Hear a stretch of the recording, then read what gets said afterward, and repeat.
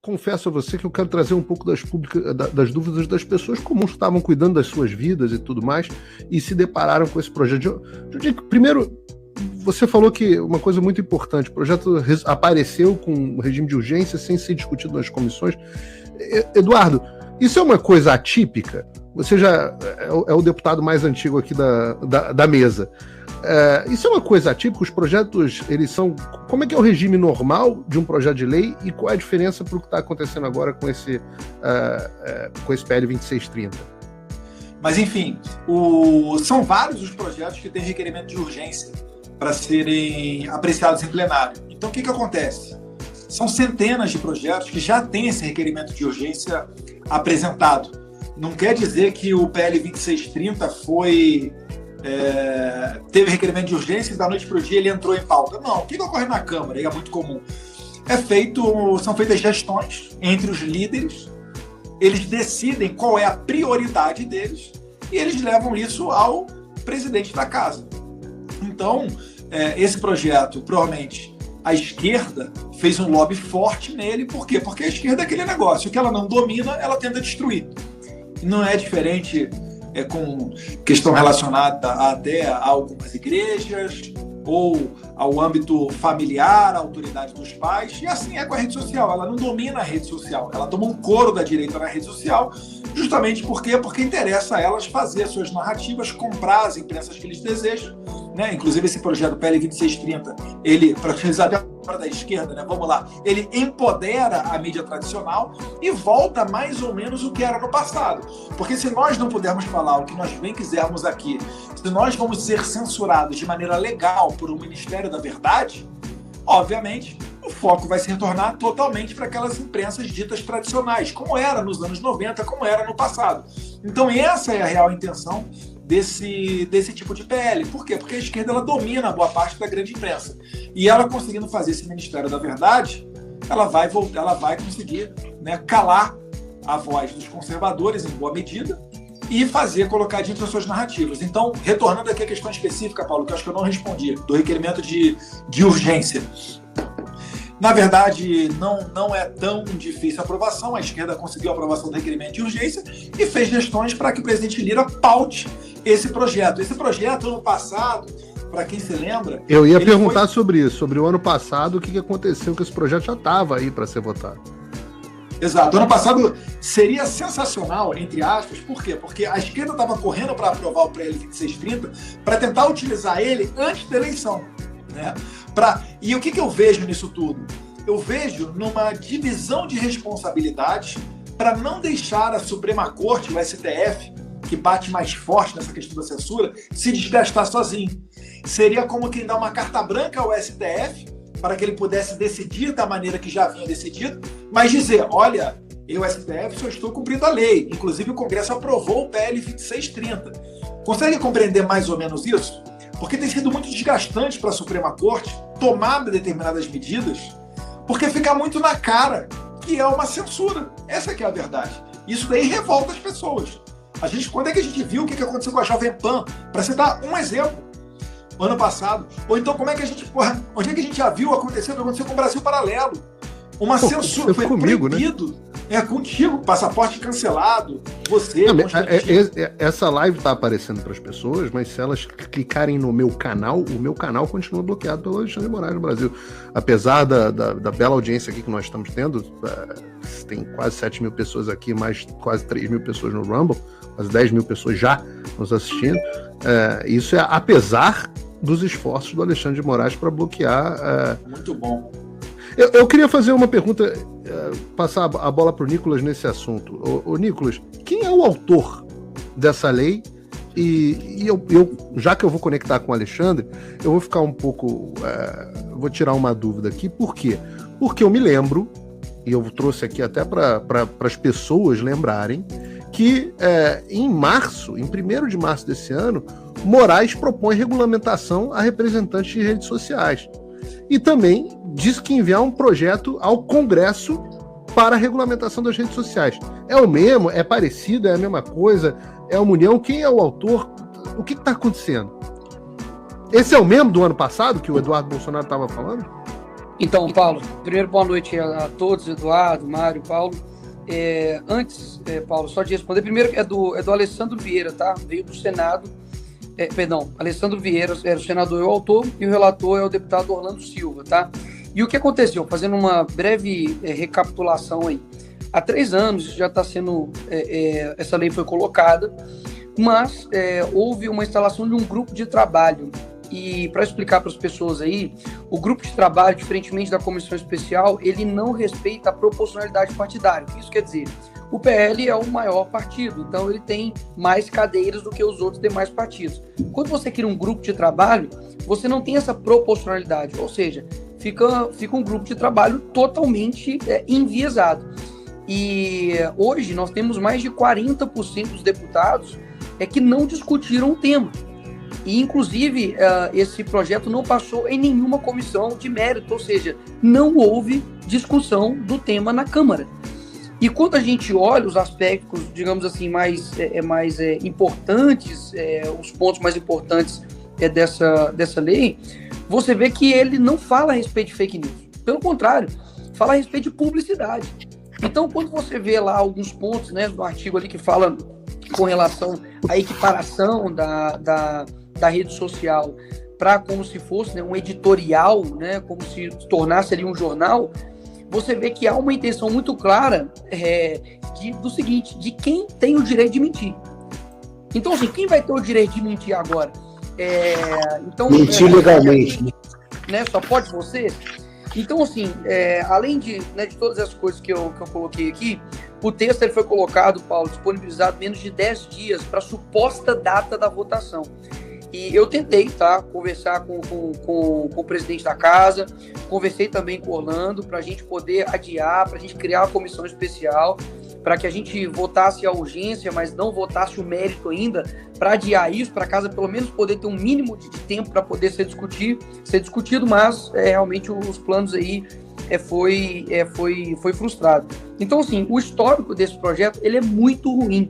E, inclusive, houve uma alteração desse projeto de lei recentemente, que é o que eu disse, né? 10 dias a gente teve para poder analisar tudo isso. Então, tanto as plataformas como nós, deputados, eu vi algumas pessoas falando, vocês não estão comentando isso tem muito tempo, mas chegou a lei para a gente, tem 10 dias, é impossível.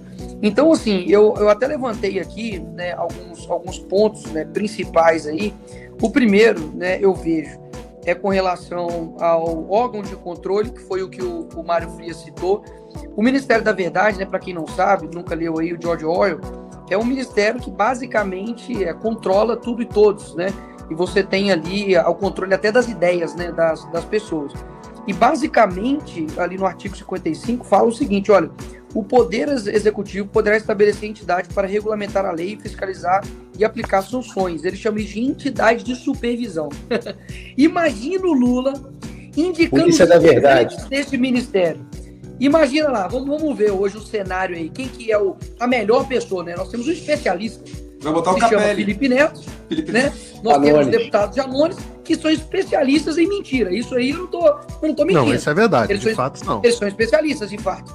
Agora, imagina a composição, né, dessa entidade de supervisão. Então, assim, pessoal, é realmente uma forma de... Primeiro, vai ter que gerar aí uma entidade do tamanho da Petrobras aí, né, gastando mais dinheiro para poder supervisar todos os conteúdos colocados, ou seja, mais gasto para você, para o seu dinheiro. Você vai ter pessoas controlando o que você posta ou não posta, e isso inclui, pessoal, não só âmbito político, tá? Isso inclui, aqui em outros momentos aqui, por exemplo, o controle estatal na propaganda de empresas. Então vai ficar mais caro você fazer anúncio online. Então você aí que é, por exemplo, montador de imóveis, como por exemplo, meu tio é montador de imóveis, coloca lá, quero pagar tanto aqui para divulgar isso aqui, quero divulgar aqui a manicure, quero divulgar isso. Você, além de tudo, vai ter que mostrar o segredo do seu negócio. Olha que loucura! Então, assim, você basicamente vai ter que mostrar qual que é o segredo do seu tráfego. Então, pro pessoal aí, né, do network aí, que gosta, né, de fazer o tráfego pago para fazer isso e aquilo que tem as manhas, você vai ter que mostrar isso, como você faz isso. Ou seja, não engloba, pessoal, somente assim, o meu umbigo, não, os políticos estão aqui, não. engloba a sua vida. Porque se a gente tem que defender algo aqui, é primeiramente a liberdade. A liberdade, inclusive, de você ser idiota na internet. Mas desde que não tenha ninguém controlando isso.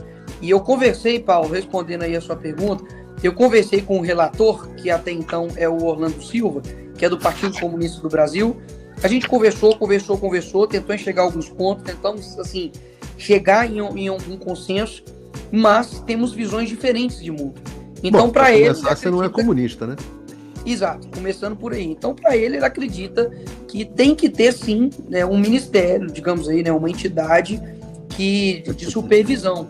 Eu acredito que também possa ter essa entidade, digamos, de supervisão, mas ela já é existente, pô, é a própria plataforma, sabe? Então, existem outros mecanismos. E, historicamente, para finalizar minha fala, historicamente a gente viu que o controle da liberdade sempre é mais danoso do que a ampla liberdade. Então, a gente precisa deixar esses pontos bem claros, porque não afeta só a direita, tá, pessoal?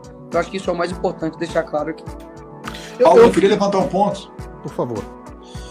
Que ano passado, eu não sei como é que está esse relatório agora, mas ano passado foi jogada uma isca para ver se os deputados, principalmente aqueles que não são muito afeitos às redes sociais ou que não têm um conhecimento profundo sobre história, liberdade, etc., de que estaria, né, em alguns artigos, tinha previsão de tornar o deputado em algo diferente, acima do resto da população, quase que repetindo o artigo da imunidade parlamentar, para dizer o seguinte: olha, vai ser bom para nós deputados, a rede social do deputado não vai poder ser bloqueada, você vai poder falar o que você quiser, entendeu? Para tentar tornar o projeto mais sedutor para aquele que tem a visão individual, tá? Só criando esse alerta, porque o Nicolas, o Mário Filho estão chegando agora, certamente não vai ser o caso deles, porque eles atuam por princípios e não por conveniência do momento, mas dizer que isso daí também é uma artimanha que foi jogada no passado, é bom a gente estar ciente na hora de nós conversarmos com os nossos pares, caso esse projeto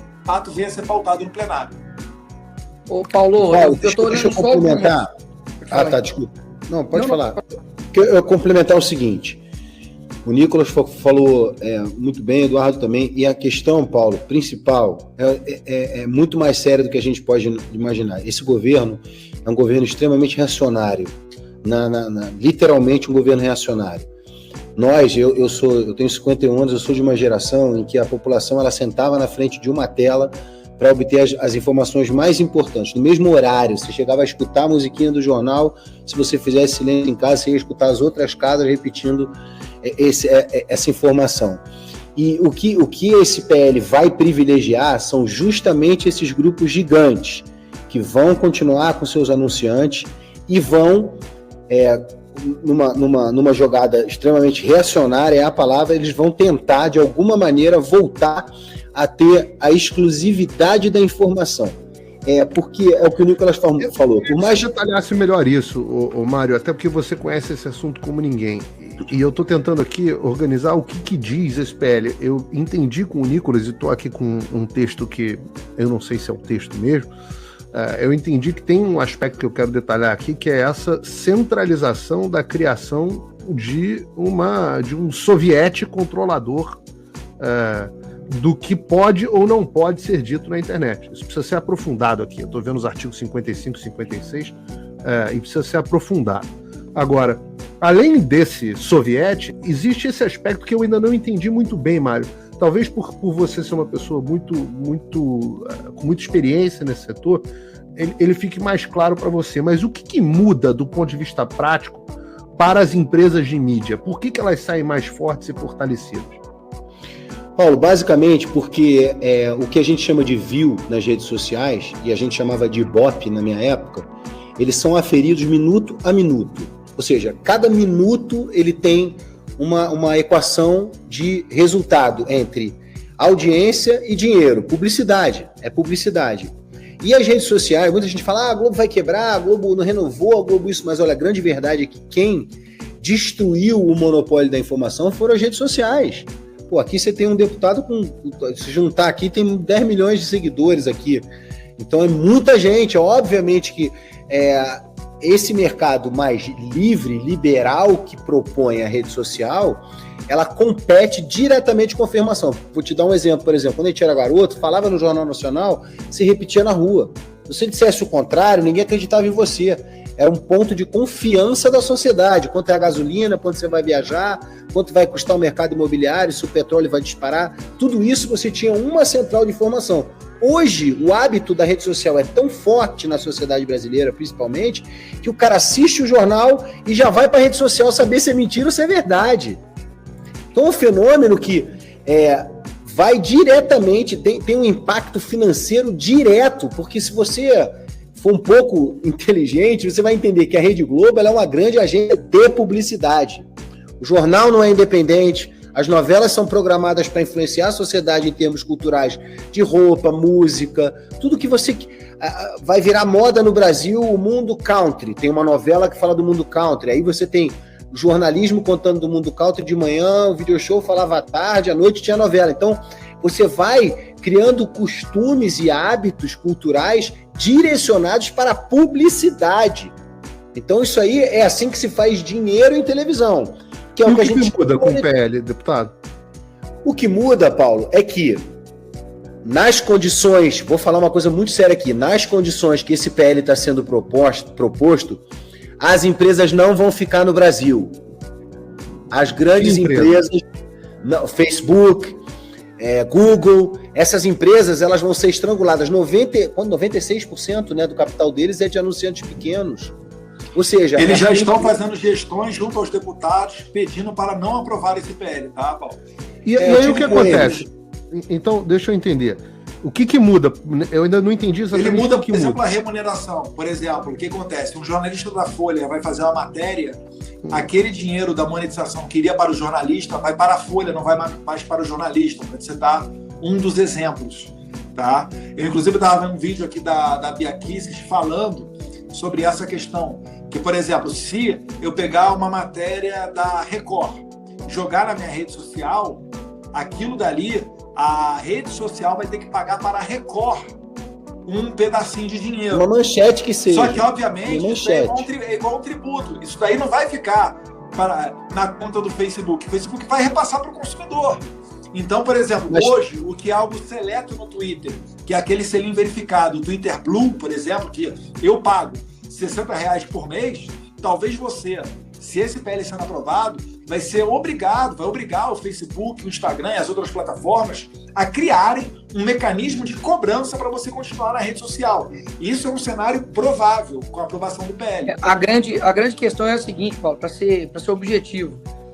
Eles estão matando a liberdade da internet em prol de encher o bolso da Globo de dinheiro.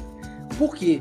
Porque quando você faz uma cobrança por conteúdo jornalístico circulado na internet, eu, Nicolas, se eu posto lá no meu Stories, posto lá no meu feed, no feed não tem link, né, mas posto no meu Stories, e ele clica e direciona, por exemplo, um conteúdo jornalístico da Globo, a plataforma vai ter que pagar a Globo, ou seja, ela onera a plataforma, entendeu? Então, e assim, não é só a Globo, entendeu? Tipo assim, no site da Globo, qualquer pessoa que divulgar, e isso inclui texto, vídeo, áudio ou imagem. Então, é uma forma, assim, de onerar a plataforma, e pior do que isso, o que acontece? A Globo, ela já é remunerada, porque quando você entra no site da Globo, essa reportagem, ele vai ter as publicidades ali, você compreende?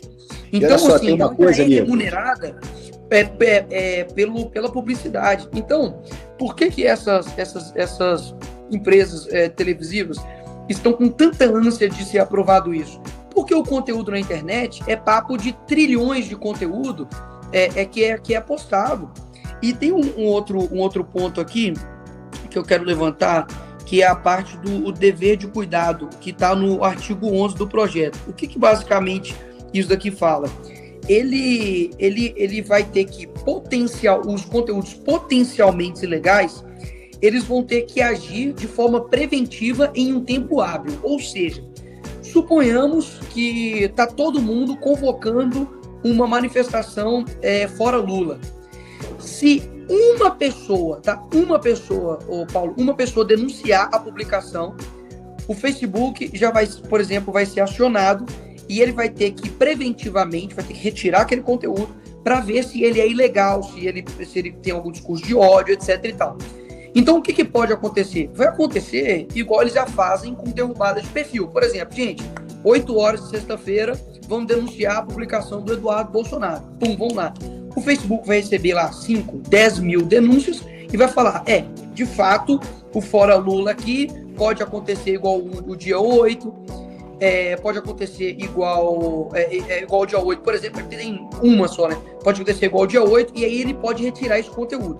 Só que quem aperta o botão para poder acionar o Facebook para isso, além de qualquer usuário, é também a entidade que é criada, que é o Ministério da Verdade. Então, assim, não ache que a gente vai ganhar essa guerra do tipo assim, então eles denunciam a gente pelo Fora Lula, a gente vai denunciar eles também pela invasão, por exemplo, do MST.